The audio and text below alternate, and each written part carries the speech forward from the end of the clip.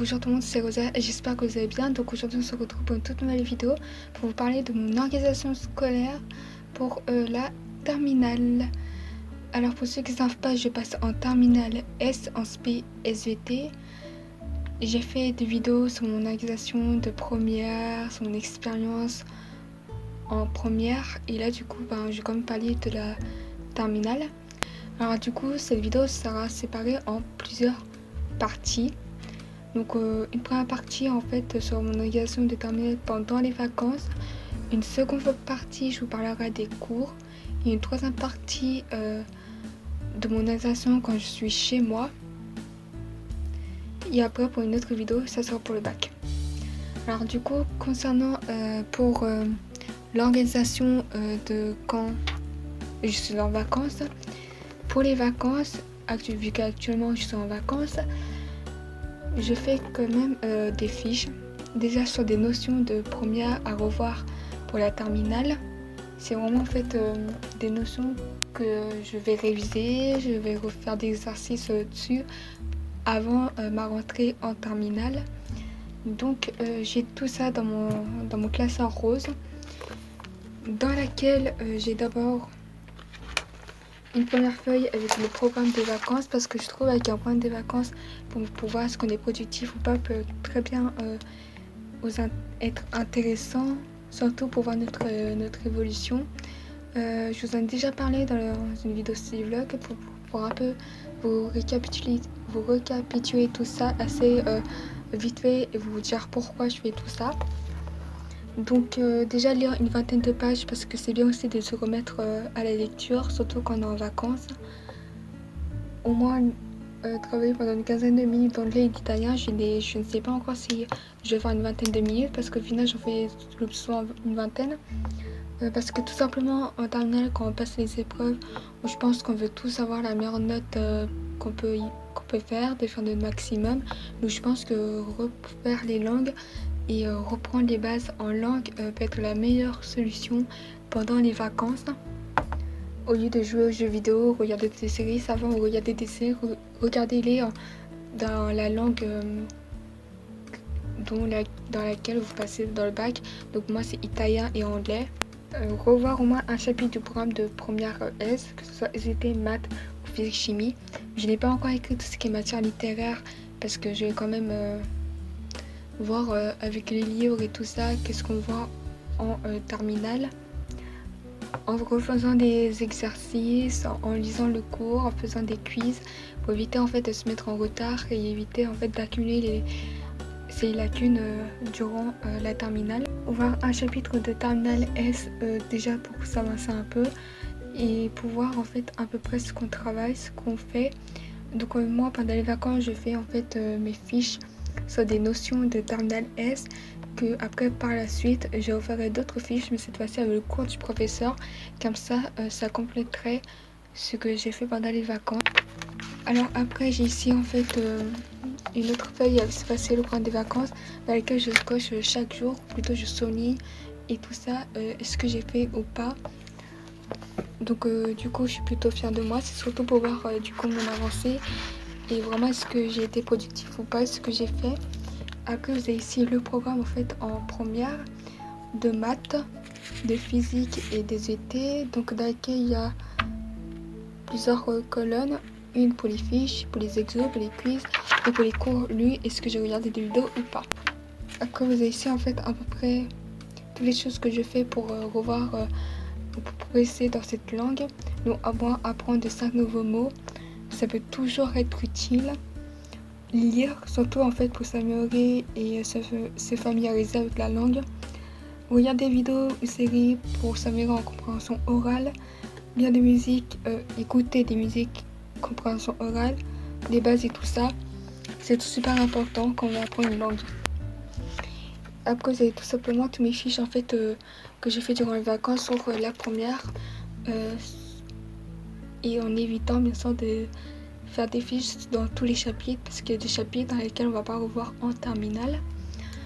Donc après c'est à peu près ça en fait pour les vacances, parce que je pense que pour les vacances travailler, éviter d'avoir du retard peut toujours en fait servir Et quand il s'agit des vacances de 2 semaines, c'est plutôt là où je vais en profiter en fait, comme chaque vacances, de faire une to-do list avec toutes les choses que j'ai à faire pendant les vacances, donc au niveau fiches, au niveau devoirs, et essayer un maximum de s'avancer, éviter de prendre du retard au niveau des fiches pour éviter de se retrouver en fait à quelques jours avant le bac, à se retrouver à faire tous les fiches qu'il faut, parce que je pense que quand c'est bientôt le bac, c'est mieux que faire en fait des annales ou que faire des exos et tout ça que passer du temps à faire des fiches et perdre du temps.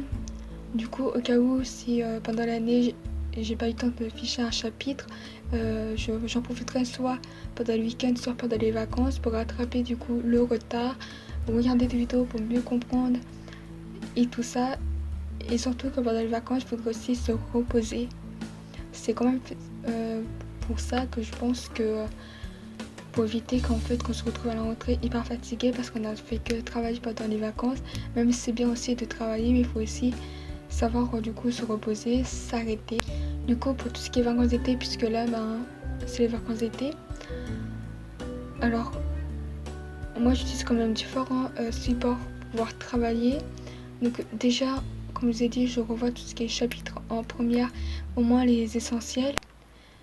Alors essentiellement, l'une des conseils que je pourrais vous donner pendant les vacances, c'est éviter d'accumuler en fait vos lacunes. Revoyez vos lacunes, revoyez les méthodes et surtout évitez de prendre du retard au niveau des fiches. Alors l'une des choses que je faisais en fait pour les fiches, que j'avais fait en fait durant mon année de première, c'est d'écrire, en passant en français, c'est d'écrire en fait tous les histoires analytiques. Et à chaque fois que je révisais, je mettais une barre. À chaque fois que je faisais un oral, je mettais une barre. Une fois que j'avais fait la fiche, je mettais une barre, comme ça je peux savoir à peu près l'évolution en fait de chaque chose. J'écris tous les jours et je compléterai au fur et à mesure de mon année toutes les choses, c'est-à-dire s'il y a des événements, s'il y a des contrôles, des DM, des épreuves blancs, des devoirs communs et tout ça, j'écrirai tout ça dedans. Et à chaque fois que c'est passé, je mettrai un trait de souligneur et tout ça. Et qu'à ça, en même temps, je peux aussi écrire du coup les journées de révision que j'ai prévues, écrire aussi en fait les fiches chaque jour que j'avais prévu, comme ça je peux voir chaque jour est-ce que j'ai fait ou pas. C'est comme en fait une sorte de to-do list, mais cette fois-ci fait sur un planning. Mon organisation pour les cours, alors moi je n'utilise pas de cahier, sauf en italien. Pour l'anglais, j'attendrai du coup à la rentrée pour savoir est-ce que l'épreuve est quelque chose de spécifique, puisque je sais qu'il y avait une amie qu'en première, elle n'avait pas le droit en fait d'utiliser un trieur. Donc moi, je compte déjà magasiner avec un trieur à cause de la scoliose, problème médical. Donc du coup, j'ai utilisé un trieur, au moins deux trieurs dans lesquels en fait je ferai ça en fonction des jours. Si par exemple j'ai beaucoup plus de jours dans lesquels j'ai par exemple physique et maths, je mettrai ces deux matières dans un même trieur et ainsi de suite. En fait je fais à peu près dans quelle matière, avec quelle matière je retrouve le même jour, pour éviter en fait de prendre 2 trieurs chaque jour, mais plutôt d'en prendre une, puisque c'est un trieur à 8 compartiments. Et aussi du coup en fait pour les cours, je ferai comme l'année dernière, je prendrai un classeur fin comme ceci, dans lequel je mettrai en fait des feuilles doubles et des feuilles simples à chaque fois qu'on fait un cours. De toute façon, j'écris la date, je numérote les feuilles, je prends la prise de notes, j'écris tout ça, je mettrai ça dans mon trieur. Et à chaque fin de chapitre, je viderai, ou plutôt en fait une fois que le contrôle est passé, je viderai du coup mon trieur chez moi pour pouvoir éviter d'avoir un trieur qui est surchargé. Après niveau cours, en plus des livres qu'on a, donc là je peux vous dire que ça c'est un livre de terminale de physique, il est quand même pas mal gros, donc comme quoi j'ai pas non plus envie de prendre des cahiers. Surtout qu'en fait niveau trieur, ce que j'avais prévu c'est au moins d'avoir un compartiment pour le cours de physique, exo, TP, il y a les SVT, tout ce qui est cours, la spécialité SVT, après je verrai. la philo, les maths, cours, exo, rituels, l'anglais, l'histoire avec histoire et géo. Et j'aime bien en fait bien tout séparer et tout ça pour voir à peu près avoir une vue d'ensemble. Donc je pense que c'est à peu près tout ça qu'il y aura dans mon trieur. Et j'attendrai de toute façon à la rentrée pour savoir comment ça se passait avec différents profs et chaque prof et du coup comment les profs s'organisent, s'ils sont beaucoup plus polycopiés ou pas du tout. Donc il n'y a pas vraiment grand chose qui change par rapport à l'organisation de l'année dernière, mis à part que du coup il y aura plus français et que ça va à la place de la philo. Alors quand il s'agirait des cours, soit pour les vider, soit je mettrai ça dans des classeurs ou soit dans des pochettes, je verrai. Et vu que je sais que j'ai déjà réussi à m'organiser avec un trieur l'année dernière, j'ai pas eu de problème durant mon année de première à m'organiser avec un trieur, donc je vois pas pourquoi je vais avoir un problème en terminale. Surtout que il faut surtout en fait penser à vider son trieur pour éviter que son trieur devienne gros. Et si c'est le cas pour certaines personnes, soit vous adoptez des pochettes, soit des classeurs, des porte-vues, des cahiers. C'est à vous de voir. Donc moi je prends pas de bloc-notes puisque je sais que quand je déchire et que c'est mal déchiré, j'ai pas envie de garder la feuille. Donc je préfère mieux quand ce sont des feuilles mobiles comme ça. Et après pour l'italien, je reprendrai du coup le cahier de l'année dernière pour le compléter, puisque quand j'étais en première, le prof d'italien nous avait dit qu'on pouvait garder notre cahier de première pour la terminale. Donc c'est justement ce que je vais faire, comme ça, parce qu'en fait en première on avait commencé à regarder en fait un chapitre de terminale sans mythes et héros. Du coup j'ai justement continué le cahier et comme ça j'aurai aussi ce que j'avais fait en fin d'année de première. Donc après niveau aussi organisation, j'aurais aussi en fait plein de petits cahiers. Donc déjà un cahier en fait pour tout ce qui était schéma en SVT, parce qu'en fait en SVT il y a quand même pas mal de schémas dans lesquels ça peut nous aider à réviser. Forcément il n'y aura pas tout, mais moi je sais qu'en première j'aimais bien en fait apprendre des schémas puisque j'arrivais mieux en fait à comprendre avec des schémas. Aussi en fait un petit cahier avec tous les erreurs, donc que ce soit en langue, dans les matières scientifiques ou même dans la matière littéraire.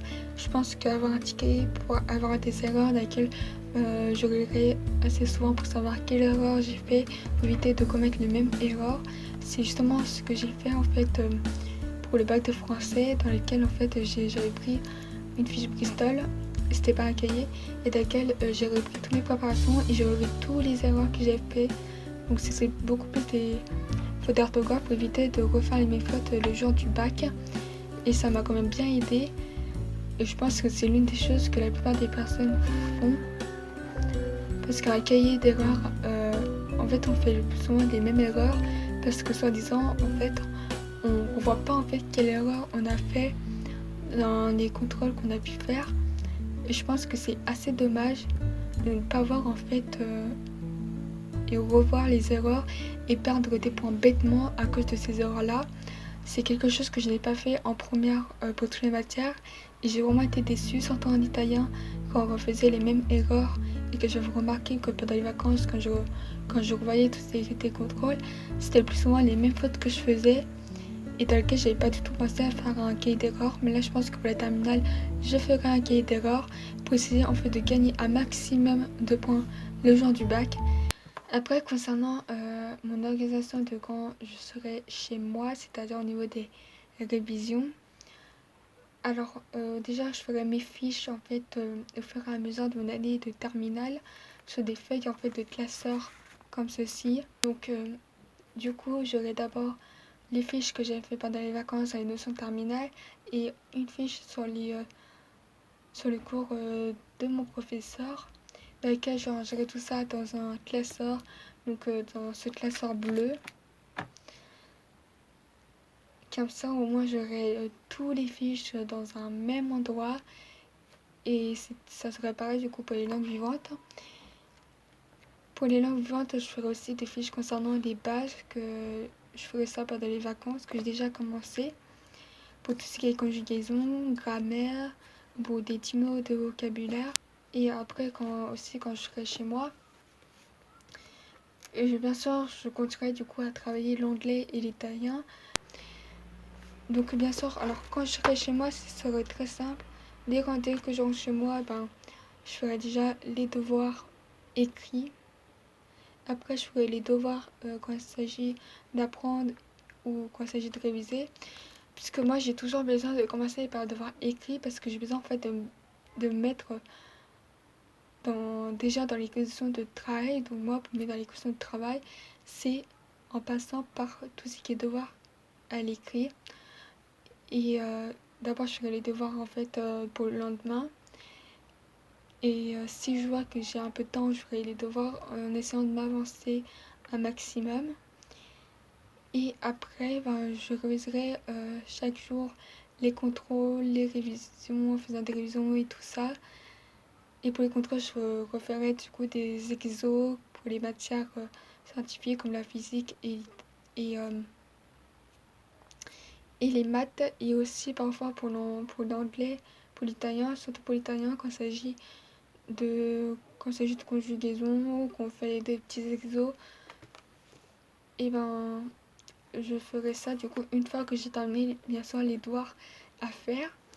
Et si j'ai le temps, après tous les révisions, tous les devoirs écrits que j'ai pu faire, je ferai du coup mes fiches, ou soit si j'ai pas le temps de faire mes fiches, je me rattraperai du coup pendant les week-ends en essayant un maximum de s'avancer et éviter que le devoir s'accumule chaque jour. Alors surtout, durant l'année terminale, il faut surtout éviter d'accumuler les lacunes comme en première, parce que quand il s'agit de devoirs communs et tout ça, on se retrouve un peu...